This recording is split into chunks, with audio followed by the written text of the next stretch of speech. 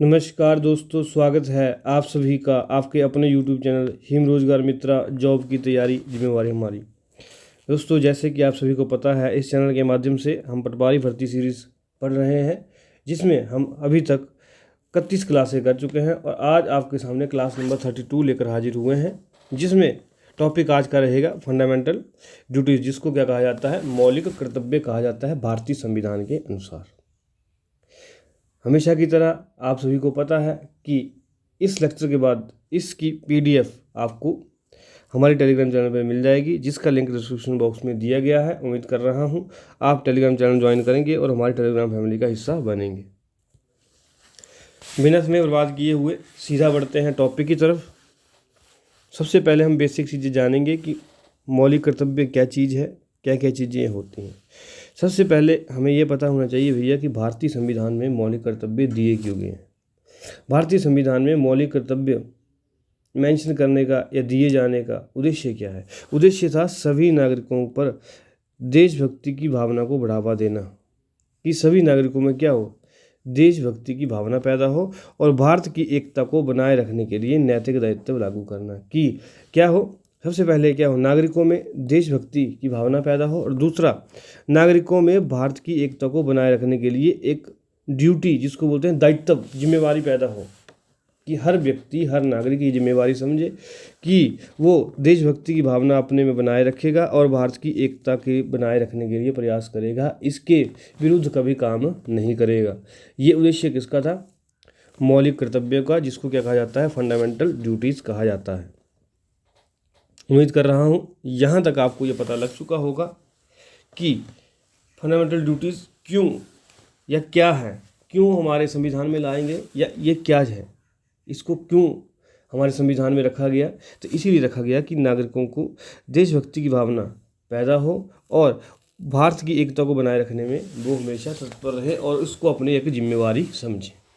ठीक है, अब दोस्तों बात करेंगे कि कहाँ पर भारतीय संविधान में किस जगह, किस भाग में, किस अनुच्छेद में मौलिक कर्तव्यों का वर्णन किया गया है। सबसे पहले आपको पता होना चाहिए कि भाग 4A में, भारतीय संविधान के भाग 4A में इसका वर्णन किया गया है। ठीक है, और किस अनुच्छेद के अंतर्गत, अनुच्छेद या आर्टिकल 51A, ये भी याद रखेंगे, एग्जामों में क्वेश्चन ऐसे आए हुए हैं कि मौलिक कर्तव्य भारतीय संविधान के किस भाग के अंदर हैं। तो 4A, आर्टिकल 51A, और आपको ये भी ध्यान रखना पड़ेगा कि किस संवैधानिक संशोधन के अंतर्गत फंडामेंटल ड्यूटीज़ को भारतीय संविधान में जोड़ा गया। तो 42nd कॉन्स्टिट्यूशन अमेंडमेंट एक्ट 1976, 42वां संवैधानिक संशोधन 1976 के तहत भारतीय संविधान में मौलिक कर्तव्यों को जोड़ा गया। किस भाग में, 4A में, किस आर्टिकल में, 51A में। ये सब आपको पता लग गया। एग्जाम में क्वेश्चन क्या आता है कि भैया जब संविधान लागू हुआ 1950 में, ठीक है, संविधान लागू कब हुआ, 1950 में लागू हुआ।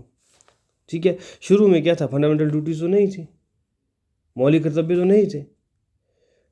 तो फिर क्या हुआ कि स्वर्ण सिंह कमेटी बनाई गई, स्वर्ण सिंह समिति बनाई गई, और उन्होंने क्या रेकमेंड की कि भारतीय संविधान में कुछ मौलिक कर्तव्य होने चाहिए जो कि हर नागरिक के लिए क्या होने चाहिए, एक जिम्मेवारी तय करने वाले होने चाहिए।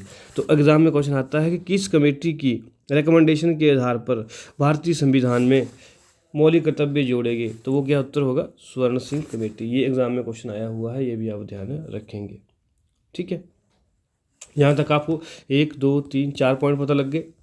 अब ये भी आपको ध्यान रखना है कि जब प्रारंभ में 1976 में क्या हुआ कि पार्ट 4A और आर्टिकल 51A ऐड हो गया, लेकिन कर्तव्य टोटल कितने थे, मौलिक कर्तव्य थे 10, और वर्तमान में क्या स्थिति है, वर्तमान में है 11। तो वही 1976 में जब 10 थे तो 11 कब हुए, ये भी सवाल एग्जाम में आया हुआ है। तो 11 कब हुए, ये देख सकते हैं आप, 86 कॉन्स्टिट्यूशन अमेंडमेंट एक्ट 2002, 86वां संवैधानिक संशोधन 2002 में जो हुआ, वह भारतीय संविधान में 11वां मौलिक कर्तव्य लेकर आया। ठीक है, यहाँ तक बातें क्लियर है, यहाँ तक बातें क्लियर है। तो आगे बढ़ेंगे, और स्रोत क्या रहेगा कि भारतीय संविधान को प्रेरणा कहाँ से मिली कि हमारे संविधान में भी क्या होने चाहिए, फंडामेंटल ड्यूटीज़ की बात होनी चाहिए, मौलिक कर्तव्यों की बात होनी चाहिए। तो प्रेरणा कहाँ से मिली, स्रोत क्या है, पूर्व सोवियत संघ जिसको वर्तमान में रूस कहा जाता है, वहाँ से भारतीय संविधान में मौलिक कर्तव्य सम्मिलित करने की बात की गई या स्रोत उसको माना गया है। तो दोस्तों ये सभी महत्वपूर्ण पॉइंट एक एक करके एग्जामों में कई बार पूछे जा चुके हैं। कौन सा पार्ट है, 4A है, आर्टिकल 51A है, 42 कॉन्स्टिट्यूशन अमेंडमेंट एक्ट के तहत इनको जोड़ा गया था स्वर्ण सिंह समिति की सिफारिश पर। पहले कर्तव्य थे 10, अब हो गए हैं 11, और 11 कब हुए, 86 कॉन्स्टिट्यूशन अमेंडमेंट एक्ट 2002 के अंतर्गत। और इसका सोर्स क्या है, स्रोत क्या है, पूर्व सोवियत संघ। एग्जाम में क्वेश्चन भी आया हुआ है, यहाँ तक पता लग गया दोस्तों। तो अब कहाँ चलेंगे, अब चलेंगे सीधा जो मौलिक कर्तव्य भारतीय संविधान में वर्णित हैं, आपको आर्टिकल याद करने पड़ेंगे, इसके बिना बात नहीं बनेगी। अब यहाँ पर आप देखिए, यहाँ पर 11 के 11 आर्टिकल आपको अनुच्छेद सारे दिए गए हैं और उसमें क्या क्या बताया गया है वो सारी चीज़ें यहाँ पर डिस्कस करेंगे। उम्मीद कर रहा हूँ हिम रोजगार मित्र चैनल के माध्यम से आपको ये सारी चीज़ें पसंद आ रही होंगी। अगर पसंद आ रही हैं तो वीडियो को लाइक शेयर कमेंट कर सकते हैं, चैनल को सब्सक्राइब कर सकते हैं। अब यहाँ पर देखिए आर्टिकल नंबर 51A की बात हो रही है, ठीक है। संविधान का पालन करना और उसके आदर्शों, संस्थाओं, राष्ट्रीय ध्वज और राष्ट्रगान का सम्मान करना, ये किसके अंतर्गत आता है, राष्ट्रीय ध्वज और राष्ट्रगान का सम्मान करना किस आर्टिकल के अंतर्गत आता है, आर्टिकल 51AA। ये आप ध्यान रखेंगे। आर्टिकल 51AB किसके अंतर्गत क्या आता है, स्वतंत्रता संग्राम के महान आदर्शों का पालन करना। दोस्तों आप इसको लाइटली ना ले, प्लीज़ इसको पढ़ें। ये 11 आर्टिकल आपको याद ही करने पड़ेंगे, चारा कोई नहीं है अगर आपको सफलता प्राप्त करनी है, ठीक है। पहली हमारी बात हुई राष्ट्रीय ध्वज और राष्ट्रगान का सम्मान करने की। दूसरी बात किस चीज़ की हुई, महान आदर्शों का पालन करने की। तीसरी बात किस चीज़ की है, 51AC की बात क्या है, संप्रभुता, एकता और अखंडता की रक्षा करना। संप्रभुता, एकता और अखंडता की रक्षा करना आर्टिकल 51AC के अंतर्गत की गई है। आर्टिकल 51AD के अंतर्गत क्या है, देश की रक्षा करना और आवश्यकता पड़ने पर राष्ट्रीय सेवा देना। देश की रक्षा करना और आवश्यकता पड़ने पर क्या करना, नेशनल ड्यूटी परफॉर्म करना, राष्ट्र की सेवा देना, राष्ट्र के लिए सेवा देना। आगे ही हमारे पास आता है 51AA आर्टिकल, सभी भारतीयों के बीच समरसता और भाईचारा बढ़ाना, महिलाओं की गरिमा को ठेस पहुंचाने वाली प्रथाओं का त्याग करना। तो समरसता की बात किसके अंतर्गत की गई है, 51AA के अंतर्गत की गई है। ऐसे हमारे पास आर्टिकल आएगा 51AF, भारत की समृद्ध सांस्कृतिक विरासत का संरक्षण करना। भारत की जो सांस्कृतिक विरासत है, कल्चरल हेरिटेज है, उसका जो है क्या करना, संरक्षण करना। अब बढ़ेंगे आगे, आर्टिकल 51AG। 51AG के अंतर्गत क्या है दोस्तों, ये आर्टिकल कहाँ पर TST आर्ट्स एग्जाम में पूछा गया था, डिट्टो बिल्कुल सेम टू सेम कि 51AG के अंतर्गत किस चीज़ की वर्णन किया गया है। तो आपको पता होना चाहिए, प्राकृतिक पर्यावरण की रक्षा और सुधार करना और जीवों के प्रति करुणा रखना। प्राकृतिक पर्यावरण की क्या करना, संरक्षण करना और उसमें सुधार करना, ये किसके अंतर्गत आता है, 51AG के अंतर्गत आता है। और पर्यावरण में वन जीव, नदी और वन्य जीव सभी की रक्षा करना 51AG आर्टिकल के अंतर्गत आता है। उम्मीद कर रहा हूँ कि यह आपको फायदेमंद साबित होगा।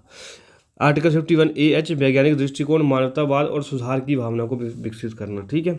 वैज्ञानिक दृष्टिकोण, मानवतावाद और सुधार की भावना को विकसित करना, ठीक है। 51AI की बात मैं करूं, सार्वजनिक संपत्ति की रक्षा करना और हिंसा का त्याग करना। सार्वजनिक संपत्ति की रक्षा करना और हिंसा का त्याग करना। 51AJ, व्यक्तिगत और सामूहिक गतिविधियों की में उत्कृष्टता की ओर प्रयास करना। व्यक्तिगत और सामूहिक गतिविधियों में उत्कृष्टता की ओर प्रयास करना किसके अंतर्गत है, 51AJ के अंतर्गत दिया गया है। आगे आता है लास्ट आर्टिकल, ये क्या आर्टिकल है, 51AK कब ऐड हुआ, 2002 में। जो 11वीं मौलिक कर्तव्य की या फंडामेंटल ड्यूटी की हमने बात की थी कि पहले तो क्या थी 1976 में कितनी थी, 10 थी। तो 11वीं ये है भाई, जो बाद में ऐड हुई थी कब, 2002 में। 6 से 14 वर्ष के बच्चों को शिक्षा के अवसर प्रदान करना, ठीक है। माता पिता और अभिभावकों का कर्तव्य बताया गया है। किस संवैधानिक संशोधन के अंतर्गत ये काम हुआ, 86 कॉन्स्टिट्यूशन अमेंडमेंट एक्ट 2002 के अंतर्गत ये काम हुआ। ये काफ़ी सारे एग्जामों में आया हुआ है। जो मिड डे मील स्कीम चली थी, जो सर्व शिक्षा अभियान स्कीम चली थी दोस्तों, उसका जो आधार था वो यही आर्टिकल था, ठीक है। ये आप लोग ध्यान देंगे। तो ये हमारी 11 फंडामेंटल ड्यूटीज़ थी, मौलिक कर्तव्य थे जो आपको याद होने चाहिए। अब दोस्तों कुछ 4 पॉइंट डिस्कस किए गए हैं जो हमेशा ही कहाँ एग्जामों में पूछे जाते हैं। पहला तो ये है कि एग्जामिनर आपको कंफ्यूज करता है कि जो फंडामेंटल ड्यूटीज़ है, जो मौलिक कर्तव्य हैं, क्या वो भारत के जो नागरिक नहीं हैं, नॉन सिटीजन ऑफ इंडिया, उनके ऊपर लागू होते हैं? आपका उत्तर होगा नहीं। फंडामेंटल ड्यूटी जो है, मौलिक कर्तव्य हैं, सिर्फ और सिर्फ भारतीय नागरिकों पर लागू होते हैं। ठीक है, आगे है नॉन जस्टिसिएबल। इस चीज़ को गौर से समझे। नॉन जस्टिसिएबल का मतलब क्या है कि जैसे मान लो अब हमारे पास क्या होता है कि कोई व्यक्ति आता है जो क्या करता है, सार्वजनिक संपत्ति की रक्षा करना वो मना कर देता है। ठीक है, कि मैं सार्वजनिक संपत्ति की रक्षा नहीं करूँगा। ठीक है, और आप कहाँ चले जाते हैं? आप चले जाते हैं किसमें? पुलिस के पास, कि भाई इसको अरेस्ट करो। ठीक है, कि इसको अरेस्ट करो। तो भैया जब हमने इस चीज़ की बात की कि सार्वजनिक संपत्ति की रक्षा करना, कोई व्यक्ति मना कर देता है, आप चले जाते हैं पुलिस के पास कि भाई इसने मना कर दिया, तो कहीं ना कहीं दोस्तों ये जस्टिसेबल नहीं होगा। क्यों? क्योंकि उस पर पुलिस कार्रवाई नहीं कर सकती। क्यों? क्योंकि नॉन जस्टिसेबल दिए गया, इनको हम ज़बरदस्ती लागू नहीं कर सकते जब तक कोई नया कानून इस चीज़ को ये बाध्य न कर दे कि जो सरकारी संपत्ति है उसका ध्यान रखना सबके लिए अनिवार्य है। कोई नया कानून न ला दे कि सरकारी संपत्ति का क्या ध्यान रखना या रक्षा करना सभी का कर्तव्य है, सभी का क्या है, कर्तव्य है या राइट है। तो फिर वहाँ पर जस्टिसेबल की बात होगी। लेकिन यहाँ पर नॉन जस्टिसेबल की बात ये है कि आप किसी के साथ ये ज़बरदस्ती नहीं कर सकते कि वो बाध्य है इस चीज़ के। ठीक है, ना ही आप सरकार को दोष दे सकते हैं इस चीज़ के बारे में। ठीक है, ये भी आप ध्यान देंगे। उम्मीद कर रहा हूँ कि आपको ये चीज़ क्लियर हो चुकी होगी कि नॉन जस्टिसेबल का मतलब क्या होता है। ठीक है, अब आगे देखेंगे प्रेरणा स्रोत कहाँ से मिला। यूएसएसआर बात हो चुकी है, पूर्व सोवियत संघ। और दंड प्रावधान सीधे नहीं है पर संसद कानून बना सकती है। वही बात मैंने यहाँ पर की कि दंड प्रावधान तो भैया सीधे नहीं है, लेकिन अगर संसद चाहे तो वो इन सब के लिए जो ऊपर 11 ड्यूटीज दी गई हैं इनके लिए कानून बना सकती है। ठीक है, तो दोस्तों इस तरीके से आपको फंडामेंटल ड्यूटीज़ के बारे में बेसिक से लेकर एडवांस तक सारा हमारे द्वारा कवर करवा दिया गया है। उम्मीद कर रहा हूँ हिम रोजगार मित्र चैनल के माध्यम से आपको सारी चीज़ें क्लियर हो चुकी होंगी। अगर आपको किसी पॉइंट ऑफ टाइम वीडियो को देखते हुए ये लगा हो कि यह वीडियो आपके लिए फ़ायदेमंद साबित है और आपको कहीं ना कहीं इसका फ़ायदा होगा, तो आप इस वीडियो को लाइक, शेयर, कमेंट कर सकते हैं और चैनल को सब्सक्राइब कर सकते हैं। ठीक है, इस क्यूआर कोड को भी स्कैन करके आप चैनल को सब्सक्राइब कर सकते हैं। इस क्यूआर कोड को स्कैन करके आप इंस्टाग्राम ज्वाइन कर सकते हैं। और सबसे महत्वपूर्ण बात, हर लेक्चर की पीडीएफ पाने के लिए आप इस क्यूआर कोड को स्कैन करके हमारा टेलीग्राम चैनल ज्वाइन करके हमारी टेलीग्राम फैमिली का हिस्सा बन सकते हैं, जिसमें समय समय पर हर लेक्चर के बाद हर लेक्चर की पीडीएफ अपलोड कर दी जाती है। तो धन्यवाद दोस्तों, जल्द मिलेंगे नए टॉपिक, नए जोश के साथ। तब तक पढ़ते रहिए, मुस्कुराते रहिए।